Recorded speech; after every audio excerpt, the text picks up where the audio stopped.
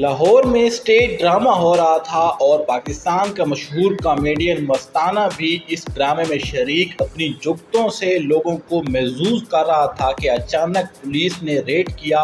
और पुलिस वालों ने रेड के बाद जो स्टेज के अदाकार थे उन पर तशद्दुद करना शुरू कर दिया और इसी दौरान एक पुलिस वाले ने